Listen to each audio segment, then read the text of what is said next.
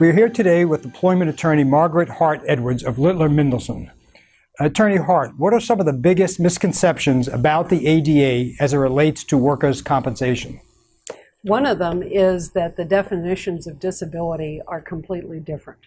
So a person may be disabled for the purposes of workers' comp, but that will not necessarily be dispositive for the ADA. It's going to be necessary to look at the separate definition under the Americans with Disabilities Act.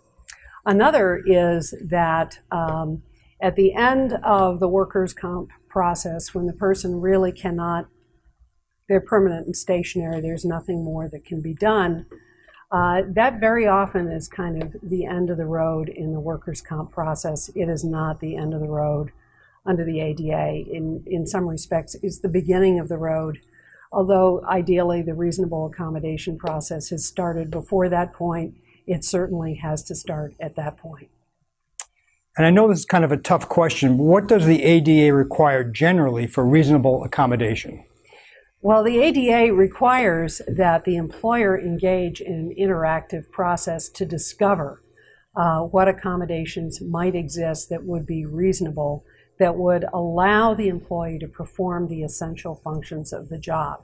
So it's a very, very individualized process. So what might be a reasonable accommodation for one person would not necessarily be a reasonable accommodation for another. It is supposed to be tailor-made for the person. There are all sorts of resources to discover reasonable accommodations if the employee doesn't know what they might be or the employer's doctor can't come up with them. One of the best is the Job Accommodation Network that's run by the U.S. government.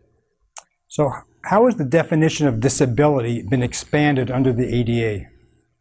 The definition of disability was greatly expanded by the ADA Amendments Act, effective January 1, 2009, to essentially lower the bar on how severe an impairment had to be in order to be considered a disability. Because the word, it's a substantial impairment. And the word substantial is still in the statute, but it has been changed by the Amendments Act so that it really doesn't mean what it used to mean.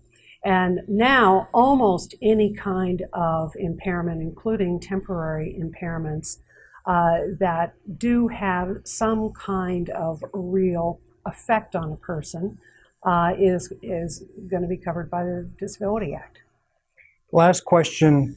What are the biggest mistakes you see employers making with regards to the ADA, and how can they avoid these kinds of mistakes? Well, one of the biggest mistakes that employers regularly make with the ADA is not understanding that the interactive process really is a negotiation. It's a two-way street between the employer and the employee. And so they tend to think that it's all on them to make a bunch of decisions. And so they start down a road of a unilateral decision-making process without involving the person.